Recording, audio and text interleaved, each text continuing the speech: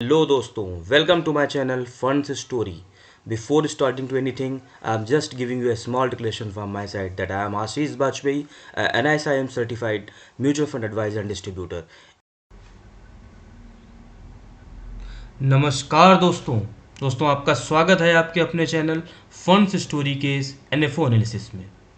दोस्तों आज हम लोग एक नया एनएफओ मार्केट में आया हुआ है, ICICI potential rural opportunity fund. इसको हम लोग एनालिसिस करेंगे कि क्या खास है इस एनएफओ में, है ना। Why to invest in this NFO if we are interested and what are the key benefits, इसके क्या की बेनिफिट्स हैं, क्यों हमें इसमें इन्वेस्ट करना चाहिए, है ना। चलिए दोस्तों वो सेशन इसमें स्टार्ट करते हैं। दोस्तों स्टार्ट करने के पहले अगर आपको हमारे प्रयास पसंद आते हैं तो प्लीज़ हमारे चैनल को लाइक करें, सब्सक्राइब करें और बेल आइकन को जरूर प्रेस करें, जिससे हमारे नमिंग वीडियोस की जानकारी आपको पहले से होती रहे, है ना। दोस्तों एनालिसिस पे जंप होने से पहले हम लोग एक चीज़ ऑब्जर्व करते हैं कि जो लोग अभी मार्केट को एक्टिवली देखते हैं वो भी ऑब्जर्व करेंगे कि आज से 6 महीने पहले इसके बीच में सिनारियो में क्या चेंज आया है। आज से 6 महीने पहले जब हम लोग सितंबर 24 की बात करते हैं, उस समय जो करंट मार्केट थी वो अप्रॉक्सीमेट 26,200 के 26,000 के आसपास मार्केट रन कर रही थी। With in 6 month approximate 10 to 11% का करेक्शन आज करंट में आ चुका है मार्केट में, है ना। मीन्स क्या है दोस्तों, ये मार्केट ऐसी नहीं मार्केट गिरी क्या गिरती जाएगी, ऐसा नहीं है। मार्केट जो है बेसिकली ये लॉन्ग टर्म के प्रोस्पेक्ट जब भी हम देखते हैं तो ये उसको अप ही जाना है, ये अपवर्ड डायरेक्शन पे ही मूव करेगी, है ना। बट अभी जो ये चीज़ें जो मार्केट डाउन हुई है, कहीं ना कहीं ये लॉन्ग टर्म्स के जो इन्वेस्टर हैं उनके लिए एक अपॉर्चुनिटी है मार्केट में फिर से एंट्री करने की, है ना। दोस्तों हम लोग देखें कि करंट में जो अपना ये एनफो है इसमें कुछ बेस्ट जो चीज़ें हैं वो हम लोग इसमें एनालिसिस करेंगे, है ना, कि कहाँ कहाँ पर और किन किन चीज़ों पे एनफो बेस है, क्या चीज़ें ऐसी हैं जो अदर से इसको डिफ्रेंशिएट करती हैं। दोस्तों देखें अभी करंट का जो सिनारियो है उस सिनारियो में क्या है, जितने भी मोस्ट जो आपके एक्टिवली सेक्टर्स रहते हैं मार्केट में, आप देखें सीमेंट हुआ, पावर हुआ, ऑटो सेक्टर है, टेलीकॉम है, कंजम्पशन है, ये सभी न कहीं कोई 10%, 6%, 7%, 4%, ये सभी कूल ऑफ हो चुके हैं अपने हाई से, है ना। आप लास्ट 6 मंथ का इनका एब्सोल्यूट रिटर्न देखें तो सबका, जैसे सीमेंट का अप्रॉक्सीमेट 10.6% डाउन है, पावर का 6%, ऑटो, टेलीकॉम, कंजम्पशन, बैंकिंग, सब ने करेक्ट किया हुआ है ना। सारे करेक्टेड, बट इन फ्यूचर में ये ऐसे ही नहीं रहेंगे, कहीं ना कहीं एक लॉन्ग टर्म इन्वेस्टर्स के लिए यहाँ पर एक अपॉर्चुनिटी क्रिएट हो रही है। आप देखें कि बेसिकली इस एनएफओ जो हम लोग आज बात करने वाले हैं, इसका जो उसकी बेंचमार्क इंडेक्स है ना, वो बेसिकली वो कहीं ना कहीं निफ्टी रूरल इंडेक्स है। दोस्तों इस इंडेक्स की हम लोग क्यों बात कर रहे हैं, एनएफओ में कैसे हम लोग ट्रीट करते हैं, इस पर मैंने एनएफओ के रिगार्डिंग एक इन डेप्थ वीडियो बनाया हुआ है ना। उस पर हम लोगों ने सारी चीज़ें डिस्कस करी हुई है कि हम लोग बेंचमार्क की इंडेक्स की क्यों बात करते हैं, कैसे इसको सिलेक्ट करना है, उसको प्लीज़ एक बार आप जरूर देखें। उससे क्या होगा, आपको सारे बेसिक्स पॉइंट जो आज हम लोग बात कर रहे हैं वो सब चीज़ें वहाँ से क्लियर हो जाएंगे। मैं उसका लिंक डिस्क्रिप्शन में डाल दूंगा, आप एक बार इसको जरूर देखें, है ना। दोस्तों देखिए इस जो निफ्टी रूरल की जो इंडेक्स है, जो बेंचमार्क इंडेक्स है, इसके जो सेक्टर्स हैं, फाइनेंशियल सर्विसेज है, ऑटोमोबाइल है, पावर है, कंज्यूमर ड्यूरेबल है, केमिकल उसमें आता है, ये सारी ही चीज़ें कहीं ना कहीं अभी हम लोग लास्ट स्लाइड में देखा, कहीं ना कहीं हमको एक कूल ऑफ फेज में मिल रही है करंट में, है ना। और उसका रूरल सेक्टर भी अच्छा है, मतलब कहीं ना लॉन्ग टर्म पे हमारे लिए एक अच्छी अपॉर्चुनिटी अगर हम आज इन्वेस्ट करते हैं तो कहीं ना कहीं क्रिएट हो सकती है, ठीक है। देखिए दोस्तों अभी जो करंट हम लोग आज बात कर रहे हैं, जो हम लोग गवर्नमेंट से बात करते हैं कि कहीं ना कहीं दे आर प्लानिंग की बाय 2047 2047 तक कहीं ना कहीं जो इंडिया है वो 35 ट्रिलियन की इकोनॉमी बनने जा रही है ना, बनेगी इस वाले पे। दोस्तों ये हम लोग केवल हाइपोथेटिकल बात नहीं कर रहे हैं, जो डाटा है पूरा ये IMF का डाटा है ना। आप 2021 में देखें तो we are there at the 5th ranking, by 2027 तक हम लोग 3rd रैंकिंग तक जीडीपी के बिहार हम लोग उसमें ग्रोथ होने वाली है ना। वी आर एक्सपेक्टिंग कहीं ना कहीं अगर सेक्टोरल वाइज ग्रोथ आएगी, जीडीपी हम लोगों की ग्रोथ करेगी, इकोनॉमी में अच्छा होगा, तो कहीं ना कहीं जो इन सेक्टर्स हम लोग आपसे बात कर रहे थे जो अभी बॉटम पे हैं, जो थोड़ा सा करेक्शन फेज पे है, ये सारे ही इंप्रूव होंगे, है ना। आप देखें कि जो गवर्नमेंट्स के इनिशिएटिव्स हैं, लाइक जैसे मेक इन इंडिया को उसमें हो गया, आप देखिए वोकल फॉर लोकल पे गवर्नमेंट ने अच्छा स्पेंड किया हुआ है।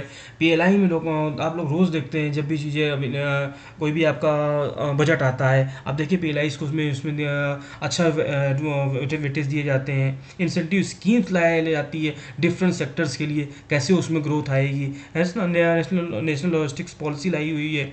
आप इसमें देखें जो न्यू प्रोजेक्ट थे, मतलब 2020 में 22-23 आप देखें 3 साल में, तो 3.8 to 13.2, मतलब 4 टाइम्स जो न्यू प्रोजेक्ट्स में जो उसमें जो मैन्युफैक्चरिंग में जो न्यू प्रोजेक्ट्स हैं उसमें इंक्रीमेंटल आया है। इतनी तीव्रता से, इतनी तेज़ी से इकोनॉमी को आगे ले आने के लिए गवर्नमेंट जो है वो प्रयास कर रही है ना। ये सारी ही चीज़ें शो करती हैं कि आगे अभी बहुत स्कोप बचा है ना। आप देखें जो डिफरेंट सेक्टर्स है, ये हम लोग उनमें डेली स्पीच में, न्यूज़पेपर में, सब में हम लोग देखते हैं कई चीज़ आते हैं। हर घर जल गवर्नमेंट का अच्छी स्कीम्स है, उज्ज्वला योजना, प्रधानमंत्री सूर्योदय योजना, ये सारी जो योजनाएं चल रही हैं बेसिकली कहीं ना कहीं रूरल इकोनॉमी को स्ट्रेंथन करने के लिए गवर्नमेंट इसमें बहुत तेज काम कर रही है।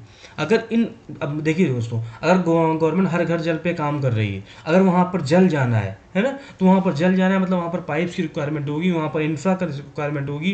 रोड पे जो लॉजिस्टिक पॉलिसी पे काम हो रहा है, मतलब वहाँ पर रोड बन रही है, मतलब वहाँ पर सीमेंट का, स्टील्स के, इन सब चीज़ों की आवश्यकता होगी। आपका सूर्योदय योजना हो गई, पावर सेक्टर्स की उसमें उसमें इम्प्रूव होगा। मतलब इन सारे सेक्टर्स पे कहीं ना कहीं जो रूरल सेक्टर है इसमें गवर्नमेंट बहुत अधिक फोकस कर रही है ना। सेकंड वन, जो अभी तक हम लोग पास में एक दिखता है, जो मिथ होता है, जब भी हम लोग पास रूरल की बात आती है कि इकोनॉमिक गांव की बात आती है, रूरल की बात आती है, दिमाग में आता है एग्रीकल्चर, वहाँ जो भी चीज़ें होंगी रिलेटेड टू एग्रीकल्चर रिलेटेड होंगी, ऐसा माइंड में आता है, बट ऐसा है नहीं एक्चुअल।